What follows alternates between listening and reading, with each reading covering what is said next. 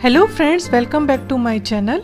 आज मैं आपसे गुलाब के बारे में एक छोटा सा अपडेट शेयर करना चाहती हूँ, क्योंकि इसी मंथ यह काम पूरा हो जाना चाहिए, तभी तो हम पूरी सर्दियों में अपने गुलाब के फूलों का आनंद ले सकेंगे। और यह काम है गुलाब की कटिंग का या प्रूनिंग का। अगर आपके पास में गुलाब का मैच्योर पौधा है, मतलब साल भर या उससे ज़्यादा का, तो आप उसकी प्रूनिंग ज़रूर कर लें 20-22 तारीख तक, यानी कि अक्टूबर महीने के तीसरे हफ्ते तक। प्रून करने के लिए गुलाब के पौधे के जो गांठ का हिस्सा है उसके ऊपर 10 से 12 इंच के ऊपर शाखाओं को काट देते हैं। कमजोर और सूखी हुई शाखाओं को भी इसी टाइम निकाल देना चाहिए काटकर। प्रून करते वक्त जब हम शाखाओं को काटते हैं तो उसे थोड़ा तिरछा काटते हैं 45 डिग्री के एंगल में, और कटे हुए ब्रांचेस पर कोई भी फंजीसाइड का पेस्ट बनाकर उसे उंगली की सहायता से इस तरह से लगा दें, बिल्कुल किसी मलहम की तरह, जिससे वह जगह लॉक हो जाता है।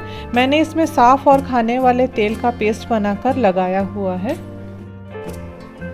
इससे क्या होता है, जब हम पौधे में पानी देते हैं, ओस गिरती है या अगर बारिश होती है तो इस कटे हुए शाखा पर पानी नहीं जाता, और अगर हम इसे खुला ही छोड़ देते तो इस पर पानी पड़ता रहता है और कई बार यहाँ से फंगस लगकर वो शाखा काली पड़ने लगती है और धीरे धीरे नीचे तक काली पड़ जाती है, और कई बार तो पूरा पौधे को ही खराब कर देती है। जैसा कि ये वाली शाखा को आप देख सकते हैं, फंजीसाइड लगाते समय यह छूट गया था, तो देखिए ये हिस्सा काला पड़ने लग गया है, और अगर जल्दी इसका उपचार नहीं किया गया तो ये नीचे तक धीरे धीरे काला पड़ जाएगा और यह शाखा तो खराब होगी ही, कई बार पौधा भी खराब हो जाता है। और इस तरह से गुलाब के पौधे की प्रूनिंग करने के बाद इसकी बहुत हल्की सी गुड़ाई कर दीजिए। बहुत हल्की गुड़ाई ही करनी है, केवल ऊपर के हिस्से की, नहीं तो इसकी जड़ें डिस्टर्ब होंगी, क्योंकि हमने अभी पौधों की काट छाट की है तो इसकी जड़ों को ज़्यादा डिस्टर्ब करना ठीक नहीं है।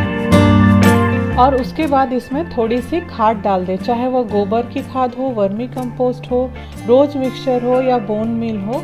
बोन मील गुलाब के लिए बहुत अच्छा होता है, इससे गुलाब के कलर बहुत ब्राइट हो जाते हैं और फूल का साइज भी काफ़ी बड़ा हो जाता है।